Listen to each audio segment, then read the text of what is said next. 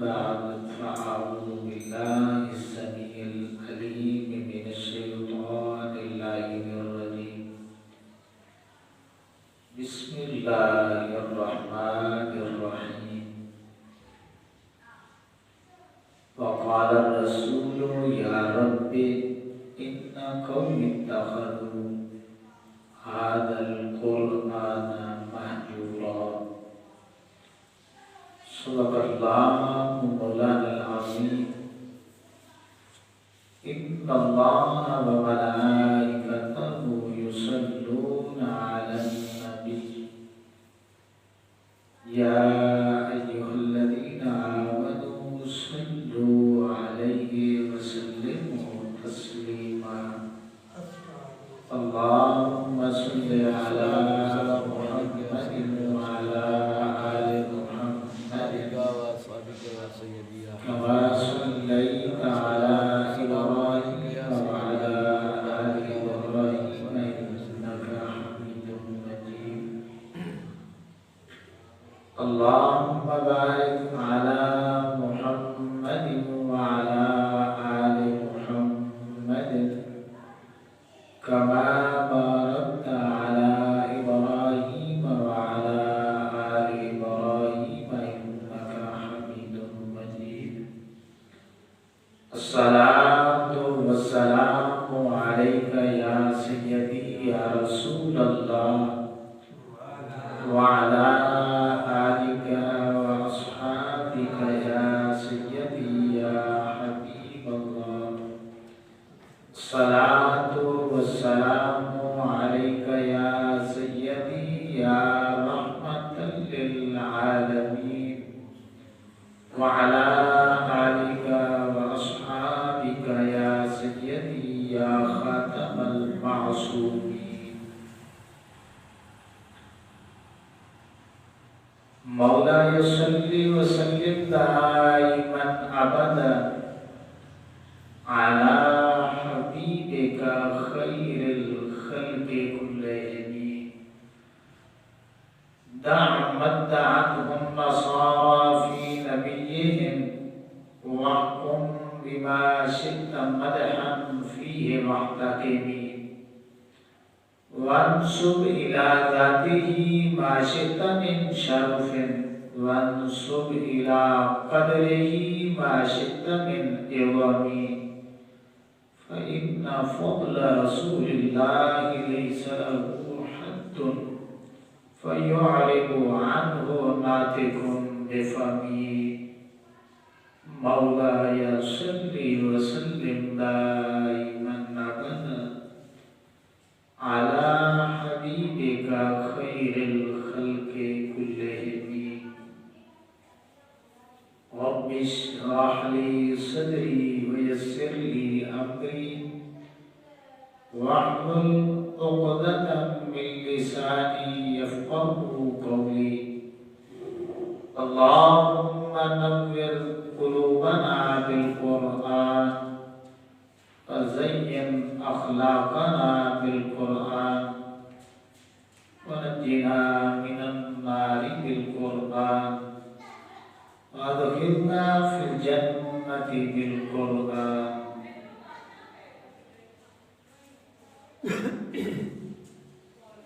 اللہ رب العزت کی حمد و ثنا اور آقا کریم صلی اللہ تعالی علیہ وآلہ وسلم کی بارگاہ ناز میں درود و سلام کا نذرانہ پیش کرنے کے بعد قرآن مجید، فرقان حمید، برہان رشید، سورہ فرقان 19واں پارہ کے پہلے رکوع میں سے ایک آیہ کریمہ تلاوت کرنے کا شرف حاصل کیا ہے. میں دعا کرتا ہوں کہ اللہ رب العزت مجھے حق بیان کر کے سنا کے ہم سبھی کو عمل کی توفیق عطا فرمائے.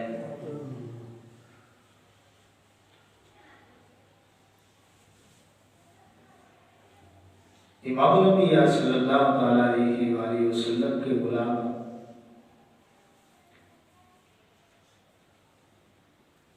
جیسا کہ تمامی احباب کو معلوم ہے کہ پچھلے 2 جمعے کے جو خطبے گزرے ہیں وہ ہم نے حضرت سیدنا صدیق اکبر رضی اللہ تعالیٰ عنہ کی شان میں ان کی افضلیت کے حوالے سے،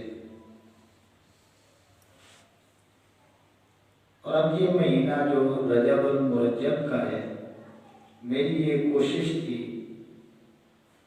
کہ میں حضرت مولائے کائنات مولا مرتضی شیر خدا کرم اللہ تعالی وجہ الکریم آپ کا ذکر پاک کرتا،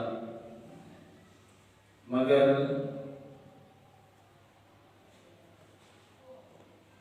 قرآن مجید فرقان حمید کی حرمت کے حوالے سے اچانک مضمون چینج کرنا پڑا۔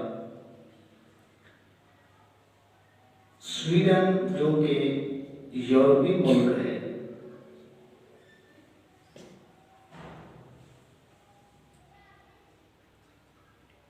اس ملک میں جو ترکی کا سفارت خانہ ہے، بالکل اس سفارت خانے کے سامنے پوری پلاننگ کے ساتھ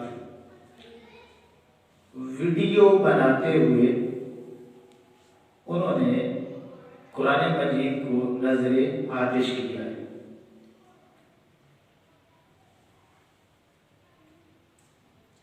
مسلمان ہونے کے ناطے یہ ضروری ہے کہ ہر مسلمان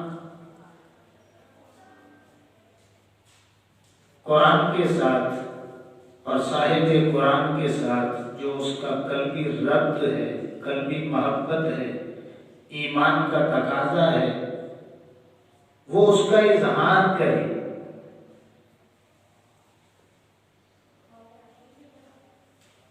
تو اسی حوالے سے یہ میری رسپانسبلٹی بنتی تھی، ذمہ داری بنتی تھی کہ میں قرآن مجید کی حرمت کے حوالے سے آپ کے سامنے گفتگو کروں۔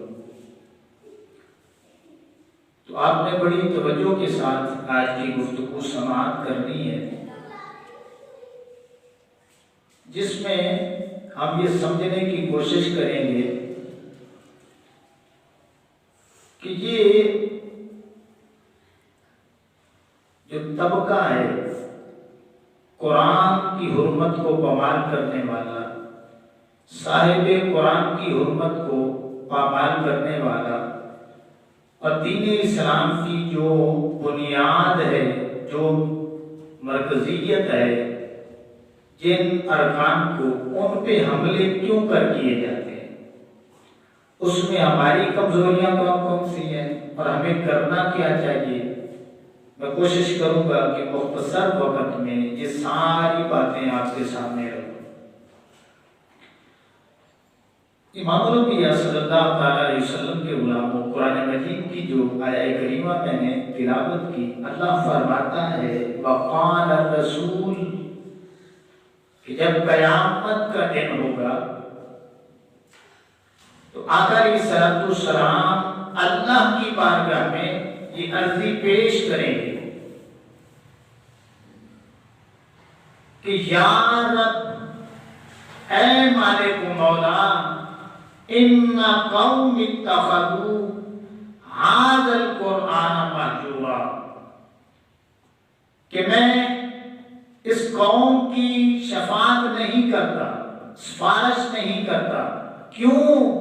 انہوں نے میرے قرآن کو چھوڑ دیا۔ ہم پہلے اپنا محاسبہ کریں گے کہ ہم نے کہاں تک قرآن کو چھوڑ کے رکھا ہے۔ جب ہم نے قرآن کو چھوڑا ہے تو ہم غیر مسلموں سے یہ توقع رکھیں گے کہ وہ ہمارے قرآن کو اپنے سینوں سے لگائیں، اور جو کام ہمارے کرنے کا تھا وہ انہوں نے کرنا ہے؟ نہیں۔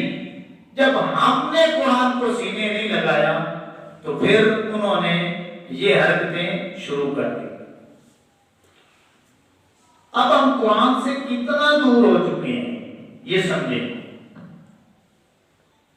کہ اگر 1000 کا مجمع ہو، 1000 کا مجمع، تو آپ کسی بھی مسلمان سے یہ سوال کریں کہ مسلمان ہونے کے ناطے یہ بتاؤ کہ قرآن مجید کے مسلمان پہ نہیں ہر انسان پہ کتنے حق ہیں؟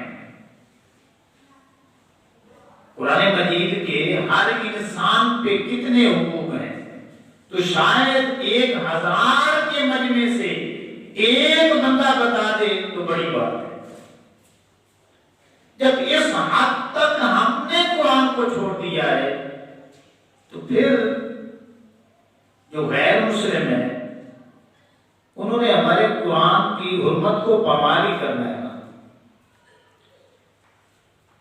اللہ قرآن مجید فرقان حمید جو کہ اللہ کا کلام ہے، اس کے مسلمانوں پہ نہیں بلکہ ہر انسان پہ 6 حق ہے۔ کتنے حق ہیں؟ 6 حق ہیں۔ سب سے پہلا حق قرآن کا کون سا ہے؟ کہ قرآن کو ماننا ہے، قرآن کو ماننا ہے کہ قرآن اللہ کا کلام ہے۔ کس کا کلام ہے؟ اللہ کا کلام ہے۔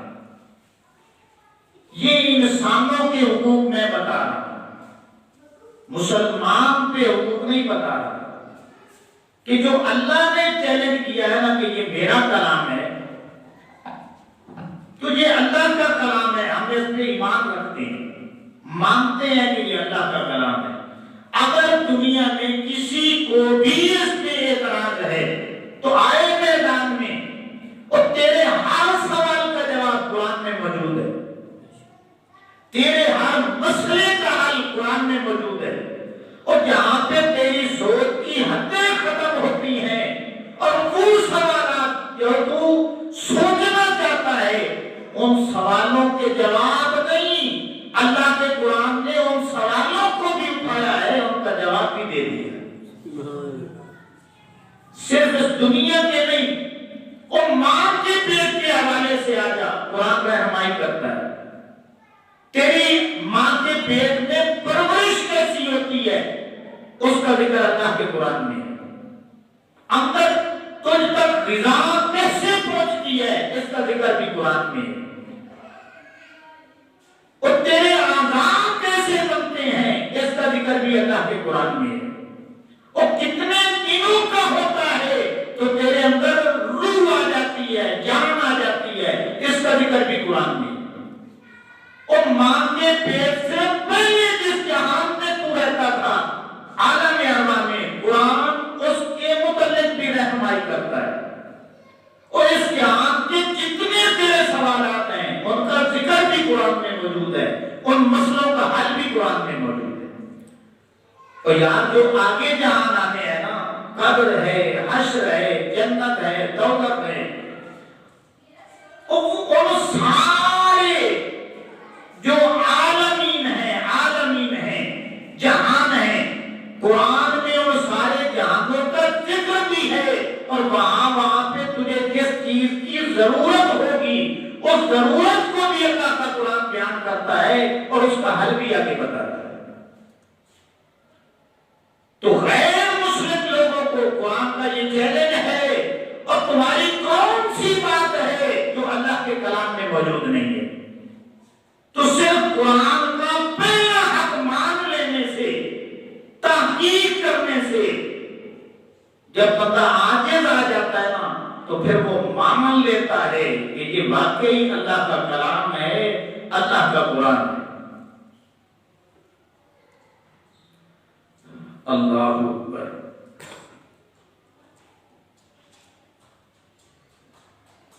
ہمارا تو ایمان ہے کہ قرآن اللہ کا کلام ہے، اور اس پہ صرف میں نشاندہی کروں گا آیات کی، ان کا ترجمہ تفسیر بھی نہیں بیان کروں گا۔ اللہ فرماتا ہے کہ اِنَّا نَحْنُ نَزَّلْنَا الذِّكْرَ وَإِنَّا لَهُ لَحَافِظُونَ۔ دوسری آیت اللہ فرماتا ہے قل فأتوا بعشر سور مثلہ مفتریات وادعوا من استطعتم من دون اللہ ان کنتم صادقین۔ قل فأتوا بسورة مثلہ وادعوا من استطعتم من دون اللہ ان کنتم صادقین۔ ایک جگہ اللہ فرماتا ہے وَإِن كُنتُمْ فِي رَيْبٍ مِّمَّا نَزَّلْنَا عَلَىٰ عَبْدِنَا فَأْتُوا بِسُورَةٍ مِّن مِّثْلِهِ وَادْعُوا شُهَدَاءَكُم مِّن دُونِ اللَّهِ إِن كُنتُمْ صَادِقِينَ۔ اور سورہ بقرہ کی ابتدائی آیات بھی پڑھ لی جائیں کہ اللہ فرماتا ہے ذَلِكَ الْكِتَابُ لَا رَيْبَ فِيهِ۔ اس قرآن میں، اس کلام میں شک کی جگہ ہی نہیں ہے۔ اللہ اکبر۔ اب یہ پہلا حق ہے قرآن کا کہ اسے مان لیا جائے کہ قرآن کسی عام مخلوق کا کلام نہیں ہے بلکہ یہ خالق کا کلام ہے۔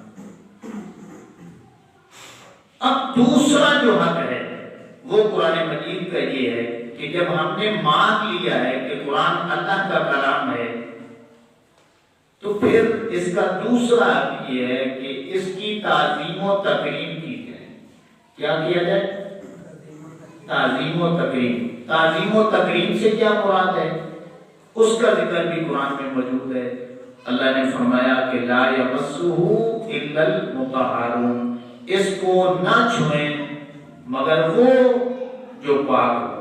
یعنی جب بھی آپ نے مصحف کو چھونا ہے، قرآن کو چھونا ہے تو اس کے لیے وضو کرنا، پاک ہونا یہ شرط ہے، یہ فرض ہے۔ اب قرآن کی یہ تعظیم اللہ بتا رہا ہے کہ میرے بندو میرے کلام کو ناپاکی کی حالت میں چھونا بھی نہیں ہے۔ جب بھی چھونا ہے تو پہلے وضو کرنا ہے۔ ایک یہ تعظیم ہے، اور یہ بھی قرآن کی تعظیم ہے کہ اسے عام کتابوں جیسا نہیں رکھنا، اس پہ غلاف چلا کے رکھنا ہے تاکہ تجھے پتہ چلے کہ یہ اللہ کا کلام ہے۔ عام کتابیں پڑھی ہوں، قرآن بھی پڑھا ہو تو اس میں فرق ہونا چاہیے۔ آپ چھوٹے سے بچے کو بھی کہیں کہ قرآن لے کے آؤ تو آپ کا بچہ ججمنٹ کر لے کہ جس پہ غلاف چلا ہے، غلاف چلا ہوا ہے، یہ اللہ کا کلام ہے۔ یہ دوسری تعظیم اور تکریم ہے۔ اب تیسرا طریقہ سمجھیں تعظیم اور تکریم کا کہ اس کو اونچی جگہ رکھنا ہے۔ کیا کرنا ہے؟ نیچے نہیں رکھنا۔ الحمدللہ ہمارے پاکستان میں قرآن مجید کی اتنی تعظیم اور تکریم آج بھی باقی ہے کہ ہم قرآن کو صفوں پہ بھی نہیں رکھنا چاہتے۔ ہم اس کے لیے ڈیسک بنواتے ہیں، ربڑ کے ہوں، پلاسٹک کے ہوں، لکڑی کے ہوں۔ ہم اپنے قرآن کو الماریوں میں رکھتے ہیں۔ یہ بھی قرآن مجید کا ادب ہے، تعظیم ہے، تکریم ہے۔ اور چوتھی تکریم سمجھیں کہ جب بھی ہم نے تلاوت کرنی ہے تو ہم سینے سے لگاتے ہیں، اس کا بوسہ لیتے ہیں۔ کیوں لیتے ہیں؟ اس لیے کہ یہ میرے رب کا کلام ہے، میرے اللہ کا کلام ہے، تو ہم اسے سینے سے لگاتے ہیں، اس کے بوسے لیتے ہیں۔ تو یہ تعظیم اور تکریم اس پہ فرض ہو جاتی ہے جو یہ مان لیتا ہے کہ قرآن واقعی اللہ کا کلام ہے۔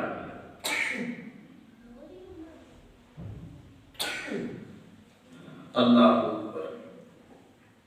اب تیسرا جو قرآن مجید کا حق ہے وہ سنیں، وہ یہ ہے کہ تلاوت قرآن کرنا۔ جب ہم نے مان لیا کہ قرآن اللہ کا کلام ہے، اس کی تعظیم اور تکریم ہم پہ فرض ہے، تو جب ہم نے اس تعظیم کو بجا کر کے، تکریم اس کی کر کے، سینے لگا کے، بوسے لے کے، طہارت حاصل کر کے، ہم نے صرف چوم کے رکھ نہیں دینا بلکہ اس کی تلاوت کرنی ہے۔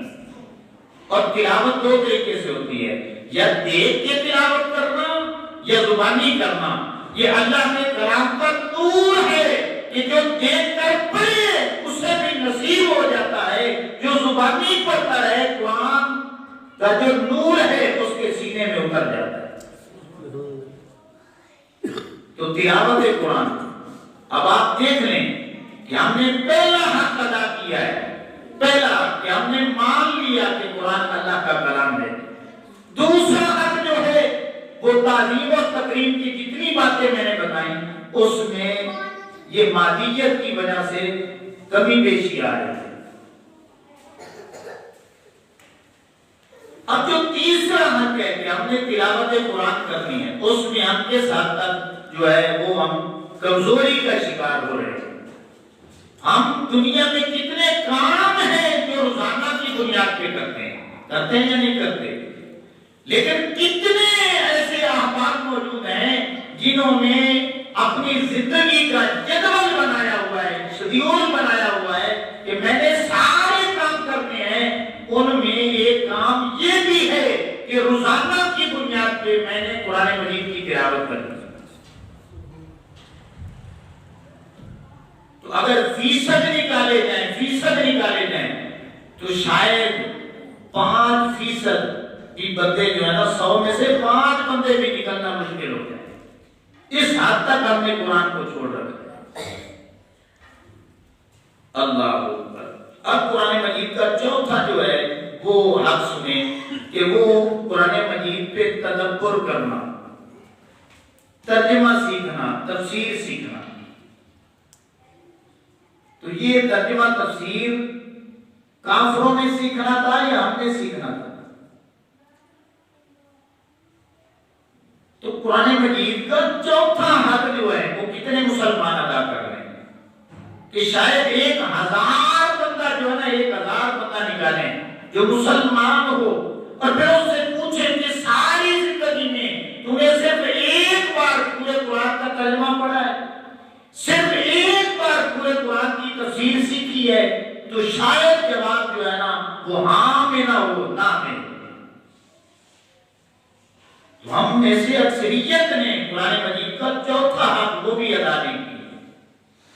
اب 5واں حق سنے قرآن مجید کا کہ جب بندہ مومن نے یہ مان لیا کہ قرآن اللہ کا کلام ہے،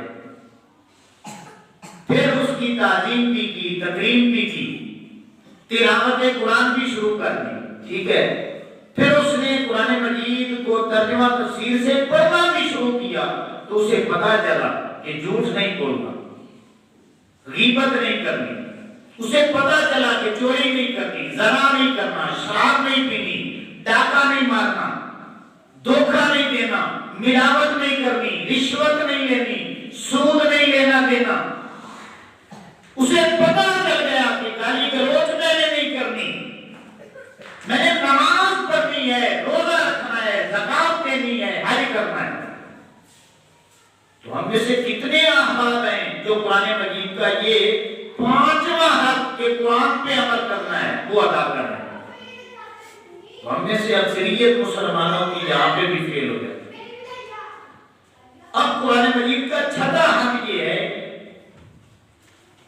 کہ قرآن مجید کی تبلیغ کرنا. تو جب ہم نے قرآن مجید کے بنیادی احکامات خود ہی نہیں سیکھے ہوں گے، خود ہی عمل نہیں کیا ہوا ہوگا، تو پھر ہم نے تبلیغ کس بات کی کرنی؟ آپ خود نماز نہیں پڑھتے، کسی کو کہہ سکتے ہیں نماز پڑھ. آپ خود تلاوت قرآن نہیں کرتے، کسی کو کہہ سکتے ہیں کہ تلاوت قرآن کر. تو جب بے عمل مسلمانوں کی اکثریت ہو چکی ہے تو اس کے اثرات یہ بھی پڑے مسلمانوں پہ کہ انہوں نے تبلیغ دین بھی چھوڑ دی. جب قرآن مجید کو اس حد تک ہم نے چھوڑ دیا کہ قرآن کی تبلیغ ہم نے چھوڑ دی، قرآن پہ عمل کرنا ہم نے چھوڑ دیا، قرآن پہ تدبر کرنا ہم نے چھوڑ دیا، قرآن کی تلاوت کرنی چھوڑ دی، صرف قرآن کی آج مسلمانوں کے پاس کوئی بات ہے تو وہ تعلیم ہے، تکریم ہے، چومتے ہیں، سینے سے لگاتے ہیں. صرف اتنی سی تعلیم اور تکریم باقی رہ گئی. اور یہی بات میں آپ کو بتانے لگا ہوں کہ یہ مشکات شریف میں حدیث پاک ہے جس کی خبر آقا علیہ السلام نے دی. آقا علیہ السلام نے فرمایا تھا، مولا کائنات مولا مرتضی شریف خدا کرم اللہ وجہ کریم آپ فرماتے ہیں کہ یہ بات میں نے آقا علیہ السلام سے سنی، کیا یأتی علی الناس زمان کہ میری امت ایسا آ جائے گا. کون سا وقت؟ اگر اسلام نے فرمایا لا یبقى من الاسلام الا اسمہ، کہ اسلام کا صرف نام رہ جائے گا. ولا یبقى من القرآن الا رسمہ، اور قرآن کی تلاوت ہوگی وہ رسمی طور پر کی جائے گی. اب تھوڑی سی سوچنے والی بات ہے، ایمانداری کے ساتھ آپ نے بڑی جو ہے توجہ کے ساتھ بات کو سننا ہے کہ اگر اسلام نے جو یہ فرمایا کہ اسلام کا نام رہ جائے گا، اسلام کا نام رہ جائے گا، قرآن کی تلاوت رسمی طور پر کی جائے گی. آج یہ صورتحال ہے یا نہیں؟ وہ کیسے؟ ایک مثال سے آپ کو بات سمجھ آئے گی. آج جمعۃ المبارک ہے، کوٹلی میں آپ جائیں، ہر گھر کا دروازہ کھٹکھٹائیں، جو بھی نکلے آپ اسے سلام دیں اور ایک سوال کریں کہ آپ مسلمان ہیں تو ابھی تک آپ مسجد میں نہیں آئے، کیا آپ نے اذان نہیں سنی؟ وہ کہے گا کہ میں نے اذان بھی سنی ہے، تو ابھی تک مسجد میں نہیں آئے. تو وہ بہانے بنائے گا. اس سے پھر سوال کرو کہ یار یہ بتا کہ تم مسلمان ہے یا نہیں ہے، تو اللہ کی عزت کی قسم ہے آپ کو جواب یہ ملے گا کہ میں مسلمان ہوں، میں مسلمان ہوں. مسلمان تو نماز کے لیے کیوں نہیں آئے؟ اللہ اکبر. اب یہ بتائیں کہ وہ بندہ نام کا مسلمان ہے نا، صرف نام کا مسلمان، کہ جو اسلام کی سب سے بنیادی بات تھی اس نے اسے جوڑ رکھا ہے اور کہتے ہیں کہ آپ مسلمان ہیں. ہاں نام کے مسلمان ہیں. اور قرآن کی جو تلاوت ہے نا رسمی طور پر، وہ واقعی ہم رسمی کرتے ہیں. وہ کیسے؟ کہ ہم قرآن کو کب یاد کرتے ہیں؟ جب ہمارے گھر میں سے کوئی بالکل موت کے دہانے پہ پہنچ جاتا ہے، مرنے والا ہوتا ہے، روح اٹک چکی ہوتی ہے، تو اس کو مارنے کے لیے ہم سورہ یاسین پڑھاتے ہیں. کیا قرآن اس لیے آیا تھا کہ ہم نے جب اس کو پڑھنا ہے تو لوگوں کو مارنے کے لیے پڑھنا ہے؟ بے شک جس کی روح اٹکی ہوئی ہو سورہ یاسین پڑھیں تو اس کی روح آسانی سے نکل جاتی ہے، اس میں کوئی شک والی بات نہیں. لیکن کیا قرآن کے نزول کا یہی مقصد تھا کہ آپ نے بالکل موت کے وقت اسے پڑھنا ہے، اور وہ بندہ جو مرنے والا ہے جب اس نے مر جانا ہے تو پھر ہم نے ختم کروانے ہیں، پھر ہم نے قرآن کی قرأتیں کرانی ہے. اور پوچھو کتنے ختم کیے ہیں اس کے مرنے کے بعد؟ تو لوائقین کہیں گے جی ہم نے 100 ختم کیا ہے. 20 کوئی کہے گا، کوئی 50 کہے گا، کوئی 200 کہے گا. اور یہ بتاؤ تم نے تو 200 پڑھا دی ہیں، جو یہ مرنے والا ہے اس نے ساری زندگی میں 2 ختم ہی پڑھے ہیں اور 2 دفعہ مکمل پڑھا ہے، بس یہ بتا دے تو وہ یہ بتائے گا نہیں یار اس نے نہیں پڑھی. تو ہمارا تعلق قرآن کے ساتھ رسمی ہے. اسلام کا صرف ہم نے لیبل استعمال کیا ہوا ہے. اب ایمان سے بتائیں اسی بات کو علامہ اقبال نے رو رو کے بیان کیا تھا. اللہ اکبر کہ مسلمانوں، اور تمہارا جو قرآن ہے نا وہ کافروں نے سینے نہیں لگانا، آپ نے خود سینے لگانا ہے. اور تمہارے نبی کی جو عزت ہے نا وہ کافروں نے نہیں کرنی، تم نے خود کرنی ہے. اور جو تمہارا کعبہ ہے اس کی حفاظت کافروں نے نہیں کرنی، تم نے خود کرنی ہے. اور قرآن کا جو تعلق ہے وہ تیرا ساری زندگی ہونا چاہیے. اور تو قدم بھی اٹھائے تو پہلے قرآن سے پوچھے کہ یہ قدم مجھے اٹھانا چاہیے یا نہیں اٹھانا چاہیے. تجھے تو صرف موت کے وقت قرآن یاد آتا ہے. تو علامہ اقبال نے چیخ چیخ کے یہ بات کی تھی کہ بابندہ صوفی و ملا عزیزی کہ سن لو، اور تمہیں غلط مولویوں نے یہ پٹی پڑھائی ہے، اور تمہارے جو پیر ہیں نا انہوں نے قرآن سے تمہیں جدا کیا ہے، قریب نہیں کیا. جنہوں نے رہنمائی کرنی تھی نا ان کی نظر تیری جیبوں پر تھی، تیرے ایمان پہ نہیں تھی. علامہ اقبال کہتے ہیں کہ حیات حکمت قرآن کی، کاش وہ خود قرآن پڑھے ہوتے اور تمہیں بھی قرآن کا سبق دیتے۔ آگے فرماتے ہیں کہ با آیاتش ترا کارہی نیز، اور قرآن کی آیات یہ اللہ کا کلام ہے، اور جو تم موت کے وقت مرنے پہ استعمال کر رہا ہے، اور یہ قرآن تو ایسا ہے کہ مردہ دل ہو جائیں تو قرآن پڑھا جائے تو ان دلوں میں زندگی آ جاتی ہے۔ تو قرآن کو تمہیں پڑھنا ہی تھا تو دلوں کو زندہ کرنے کے لیے پڑھتے، تم تو قرآن کو لوگوں کو مارنے کے لیے استعمال کر رہا ہے، تو تمہیں قرآن سے پھر سبق کون سا لیا ہے؟ آگے یہی مثال اقبال دیتے ہیں، فرماتے ہیں کہ از یاسین او آسا بمیری، کہ صرف سورہ یاسین پڑھتا ہے کہ میرے بڑے کی نہ روح نکلتے ہیں، تو یہ قرآن کا مقصد ہے۔ اللہ تو امام الانبیاء صلی اللہ علیہ وسلم کے غلاموں اس رسم سے نکل جائیں، یہ کوئی مسلمانی نہیں ہے۔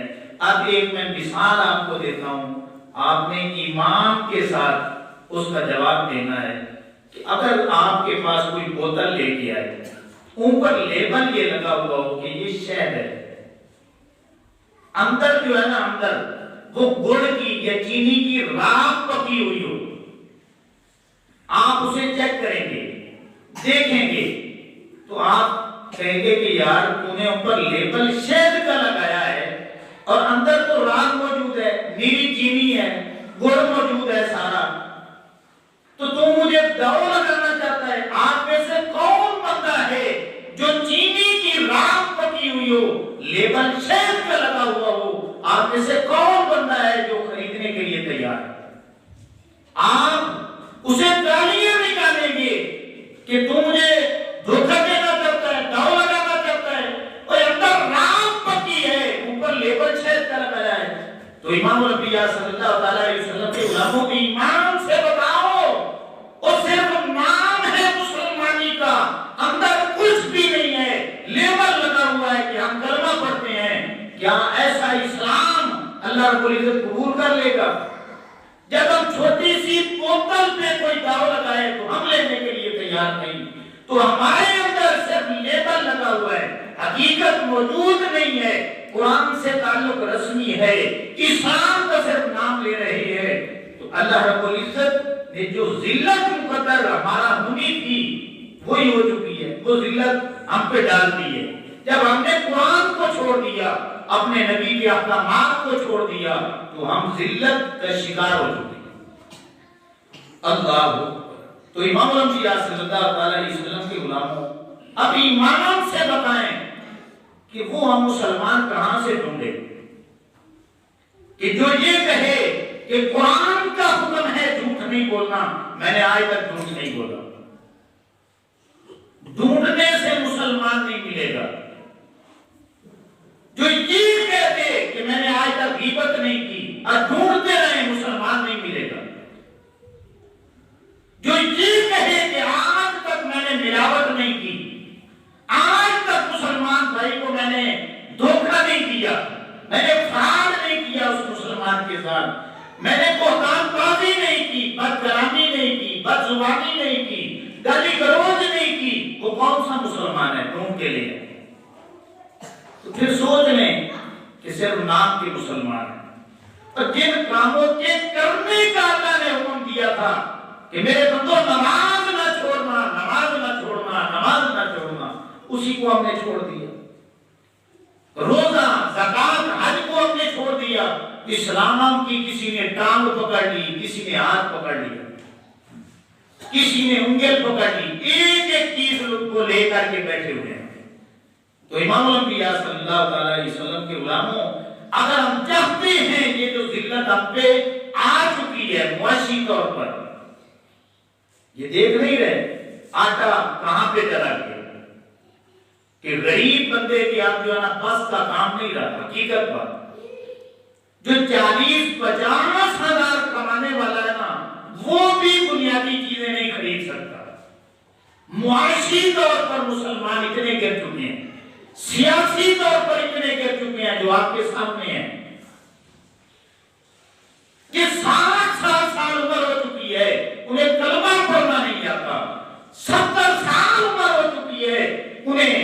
اسلام کی بنیادی باتوں کا علم نہیں ہے، اور وہ سیاست کر رہے ہیں، آپ کے سروں پہ بیٹھے ہیں، تو جاہل بندہ جب سیٹ پہ آئے گا تو پھر امت کو لڑائے گا۔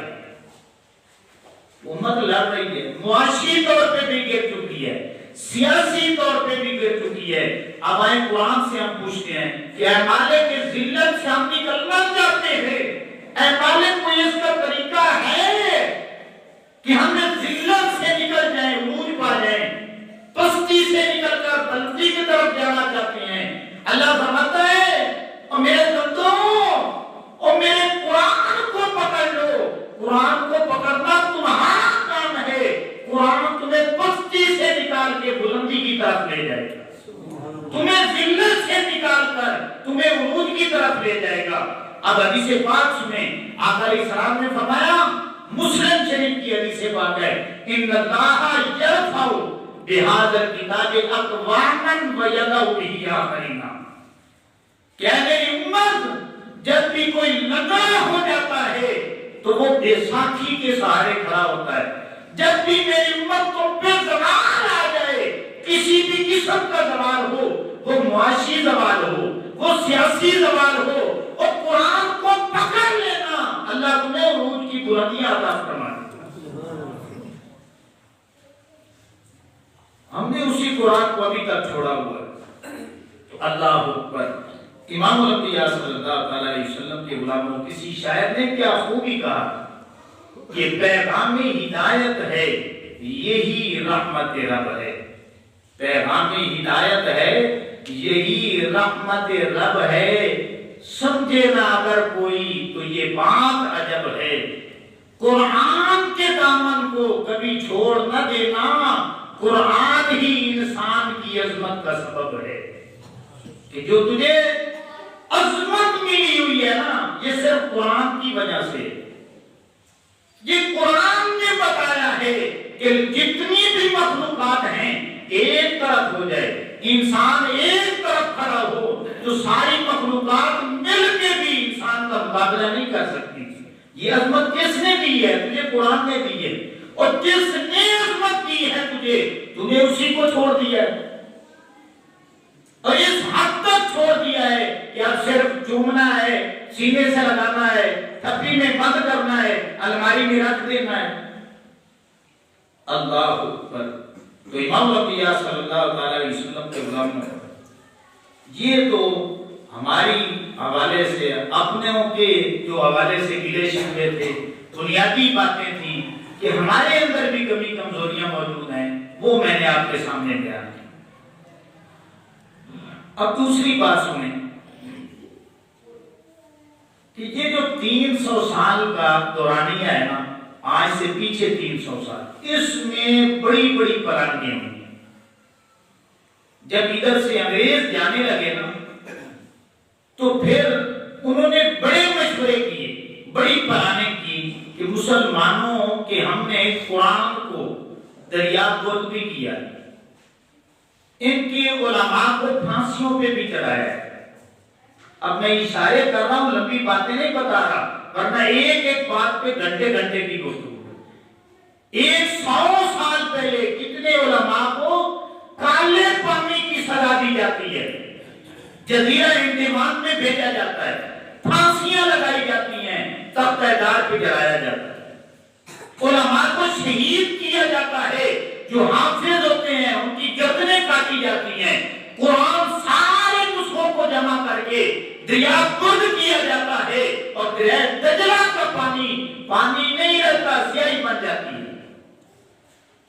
تو وہ سوچنے لگے کہ اتنے ظلم ہم نے ان پہ کیے، یہ پھر بھی اکٹھے ہو جاتے ہیں، پھر بھی اونچے ہو جاتے ہیں، تو کیا وجہ ہے؟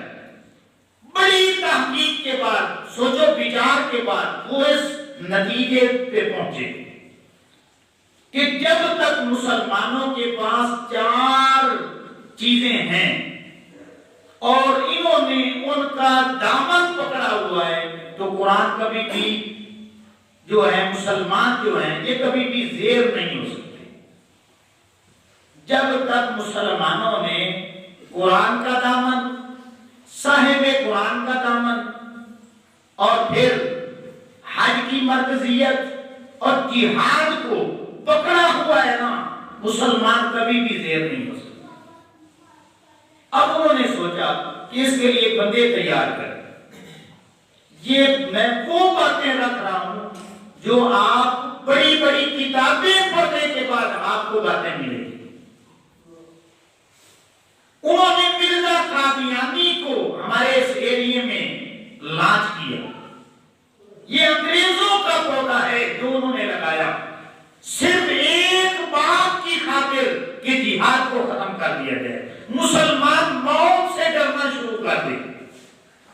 آج سارے ہم بیٹھے ہیں موت سے ڈر رہے ہیں۔ میرے ایک ساتھی نے نا ادھر ہی سوال کیا، میں ایک دکان پہ گیا تو مجھے کہنے لگا قاری صاحب یہ بتائیں موت سے ڈرنا چاہیے؟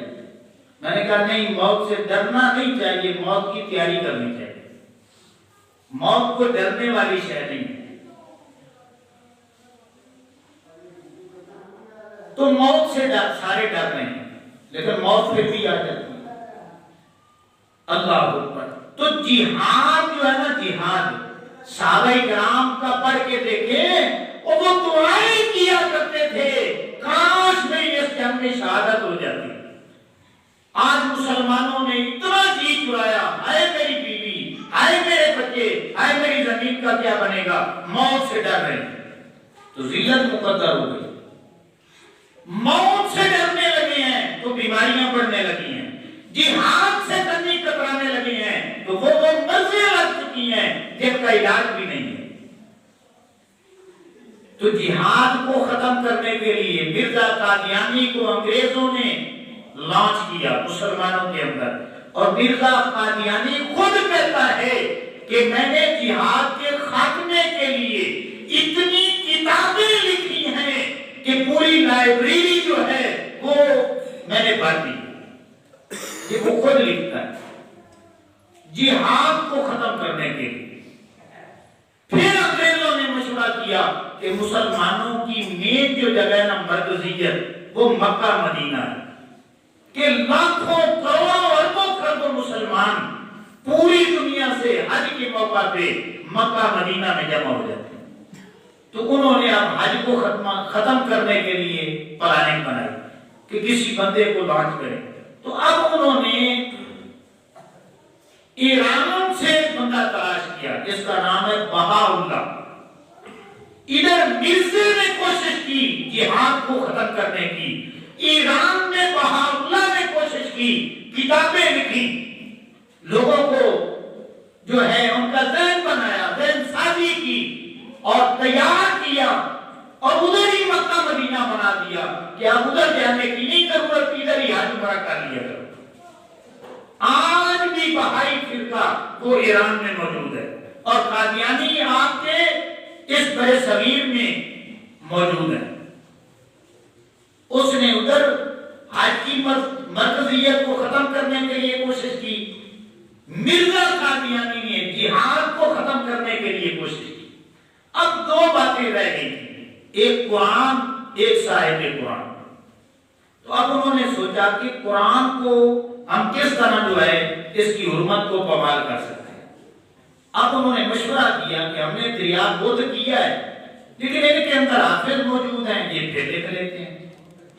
اب انہوں نے کیا کیا کہ قرآن کے غلط ترجمے شائع کیے، لیکن وہ بھی ان کے چل نہ سکے، تو مجبوراً ایک ہی کیٹیگری بچتی تھی کہ قرآن کو جلایا جائے، نظر آتش کیا جائے۔ تو پھر ان حدیثوں نے پوری پلاننگ کے ساتھ جب بھی موقع ملتا ہے تو یہ ایک ہی اب ان کے پاس سورس تھا کہ قرآن کو جلا دیں، وہ یہ حرکتیں کر رہی ہیں۔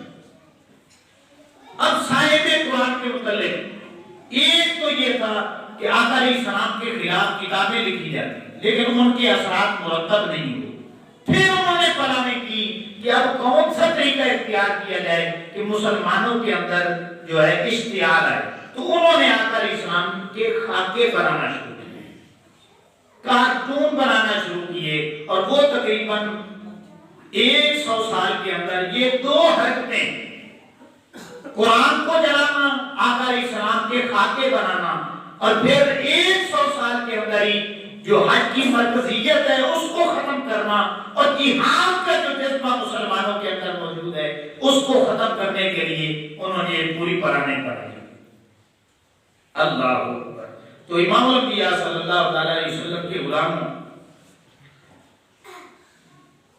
یہ جو حرکت ہے قرآن مجید کو جلانا یہ ان کی ناکامی کی دلیل ہے, ان کے ہارنے کی دلیل ہے, ان کی بزدلی کی دلیل ہے کہ وہ جانتے ہیں کہ اگرچہ مسلمان عملی طور پہ اپنے دین سے بڑا دور ہو چکا ہے, بڑا ہی دور ہو چکا ہے, مگر مسلمانوں کے اندر اپنے نبی کی محبت, قرآن کی محبت, حج کی مرکزیت اور جہاد کا جذبہ, مرنے کٹنے کا جذبہ الحمدللہ وہ آج بھی موجود ہے. اگر میں اس مجمع میں یہ کہوں کہ کون ہے جو اپنے نبی پہ جان دینے کے لیے تیار ہے تو ہر کلمہ پڑھنے والا وہ ہاتھ اونچا کرے گا کہ میں اپنے نبی کے نام پہ مرنے کے لیے تیار ہوں. اگر میں یہ بات کروں کہ قرآن کی حرمت کی خاطر کون ہے جو جان دینے کے لیے تیار ہے تو ہر مسلمان کا ہاتھ اونچا ہوگا کہ اللہ کے کلام کی خاطر میں اپنی جان قربان کرنے کے لیے تیار ہوں. الحمدللہ ان جذبوں کے ساتھ وہ کھیلتے ہیں جو جذبے مٹائے نہیں جا سکتے, جن کو ختم کرنا ناممکن ہے. تو امام الانبیاء صلی اللہ علیہ وسلم کے غلاموں اب انہوں نے حرکت یہ کر دی ہے تو اب ہماری ذمہ داری کیا بنتی ہے وہ سن لیں. ایک تو یہ ہے کہ ہم جذباتی طریقہ اختیار کریں, دوسرا یہ ہے کہ ہم علمی طریقہ اختیار کریں, اور تیسری بات یہ ہے کہ ہم عملی جو ہے نا عملی طریقہ وہ اختیار کریں. جذباتی طریقہ کون سا ہے یہ بھی ہونا چاہیے. میں تینوں کے حق میں, اگر آپ کے دل میں جذبات ہی نہیں ہے اور جذبات پیدا ہوتے ہیں محبت سے, کیا مطلب محبت ہی نہیں ہے تو پھر آپ کے پاس کوئی ایمان ہی نہیں ہے. لہذا جذبات کا ہونا بھی ضروری ہے, علم کا ہونا بھی ضروری ہے, اور پھر علم کے ساتھ ساتھ عمل کا ہونا بھی ضروری ہے. کچھ لوگ جذبات کے منکر ہیں, یہ بھی ذہن میں رکھیں کہ نہیں جی یہ جذبات نہیں ہونے چاہیے. جذبات بھی, جذبات کیا ہے کہ آج جمعۃ المبارک کے بعد پورے ملک میں نہیں پوری دنیا میں مسلمان اپنے گھروں سے نکلیں گے, ریلیوں میں شرکت کریں گے, جلوسوں میں شرکت کریں گے, اور ریکارڈ جو ہے نا اپنا وہ مدعا بیان کریں گے تاکہ اس خبیث تک جس نے یہ جلانے کی کوشش کی ہے ان تک یہ پیغام پہنچ جائے کہ مسلمان ابھی تک مرے نہیں ہیں, جب تک زندہ ہیں وہ اپنے نبی پہ بھی جان دینے کے لیے تیار ہیں, قرآن پہ بھی جان دینے کے لیے تیار ہیں. تو جذباتی طریقہ یہ ہے کہ نعرے لگانا کہ حرمت قرآن پر جان بھی قربان ہے, حرمت قرآن پر, اونچی آواز سے بولیں, حرمت قرآن پر, حرمت قرآن پر, حرمت رسول پر جان بھی قربان ہے. یہ نعرے لگانا, ریڈیو میں جانا, اپنی محبت کا اظہار کرنا یہ بھی ٹھیک ہے, یہ بھی ہونا چاہیے. اور انشاءاللہ یہ ریلیاں نکلیں گی, آپ ضرور اپنی غیرت ایمانی کا مظاہرہ کریں اور ان ریلیوں میں شرکت کریں. عملی طریقہ یہ ہے کہ ہم ان تک یہ بات پہنچائیں یار جس قرآن کو تم نے جلایا ہے نا, اور یہ صرف ہمارا کلام نہیں ہے کہ ہم کہتے ہیں کہ یہ مسلمانوں کی کتاب ہے. آپ بغور پڑھیں گے نا تو قرآن کا مخاطب مسلمان نہیں ہے. یہ میں بڑے حوصلے کے ساتھ نا بات, قرآن کا مخاطب انسان ہے. کیا ہے؟ انسان. اور یار مسلمان نہیں, قرآن کا مخاطب بھی انسان ہے. کتنی آیات ایسی ہیں کہ اللہ نے فرمایا یا ایھا الناس, یا ایھا الناس, یا ایھا الناس, اے لوگو, اے لوگو, اے لوگو. اور میرا بھائی پڑھ کے تو دیکھ, اور تیری شانیں قرآن میں موجود ہیں, اور تیرے ہر سوال کا جواب قرآن میں موجود ہے, تیرے ہر مسئلے کا حل جو ہے وہ ہمارے قرآن میں موجود ہے. پڑھ تو صحیح, اگر حل تمہیں نظر اگر تجھے حل نظر نہیں آتا تو پھر ہمارے پاس تیرے ہر مسئلے کا حل ہم قرآن سے دکھانے کے لیے تیار بیٹھے. اللہ اکبر.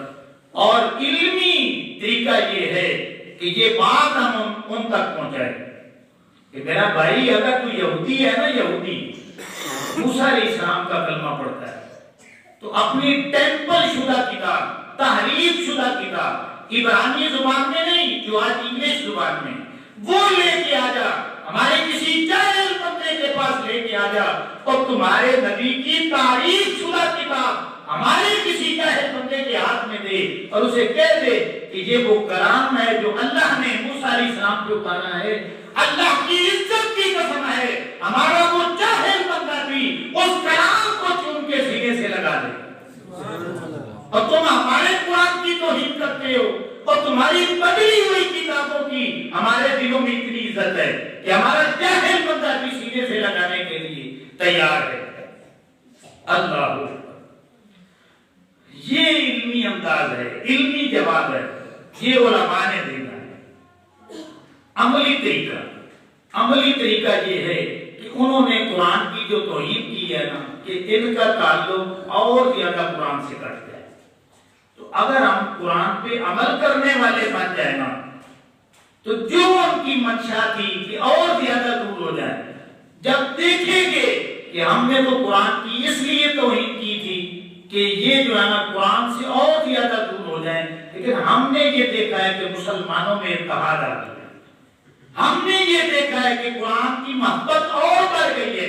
جو قرآن کی تلاوت نہیں کرتے تھے انہوں نے عہد کر لیا تھا اے مالک اب ہم مر جائیں گے لیکن صبح کے بعد قرآن کی تلاوت نہیں چھوڑیں گے. جنہوں نے نمازیں چھوڑ رکھی تھی انہوں نے تہجد کر لیا تھا اے مالک اب ہم نمازیں نہیں چھوڑیں گے، اب ہم صاحب نصاب ہو کے زکات دیں گے، صاحب استطاعت ہو کے ہم حج ادا کرنے والے ہوں گے، ہم کبھی بھی جھوٹ نہیں بولیں گے، غیبت نہیں کریں گے، زنا نہیں کریں گے، شراب نہیں پیئیں گے، چوری نہیں کریں گے، ڈاکہ نہیں ماریں گے اور اپنے مسلمانوں کو ملاوٹ والا مال نہیں بیچیں گے، حرام خوری نہیں کریں گے، رشوت نہیں لیں گے، سود نہیں دیں گے.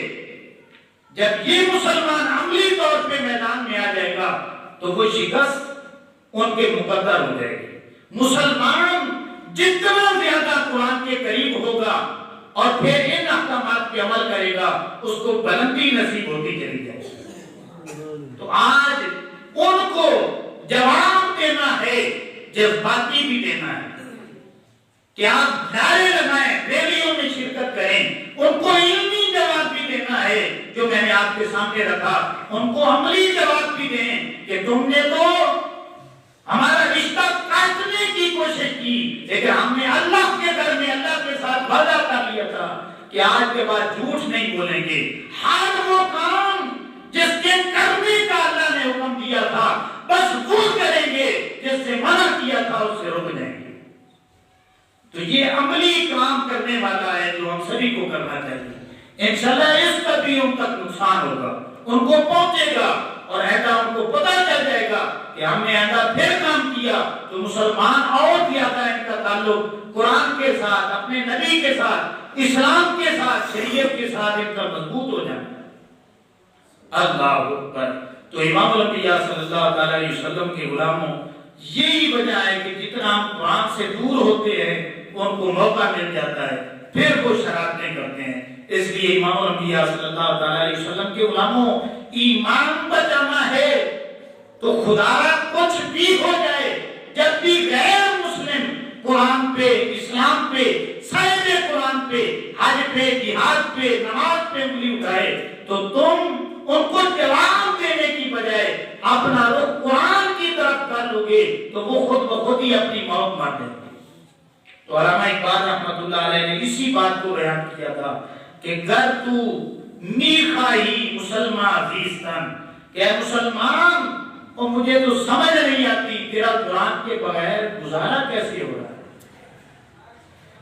گر تو میخائی مسلمان عزیزتن نیست ممکن جز با قرآن عزیزتن، اور تیری زندگی کے ہر لمحے میں تجھے قرآن کی ضرورت پڑتی ہے. تم مانے یا نہ مانے قرآن کے بغیر تو نہیں رہ سکتا. جب تو یہ مان لے گا عمل شروع کر دے گا انشاءاللہ ایک وقت آئے گا تو سیاسی طور پہ بھی مضبوط ہوگا, تو معاشی طور پہ بھی مضبوط ہوگا, تیرا اخلاق بھی اعلیٰ ہو جائے گا, تیرا کردار بھی اعلیٰ ہو جائے گا. تو امام الانبیاء صلی اللہ علیہ وسلم کے غلاموں ہمیں جذبات کے ساتھ بھی عمل کے ساتھ بھی اور علم کے ساتھ آگے بڑھنا ہے. اس کا آپ نے مظاہرہ کرنا ہے.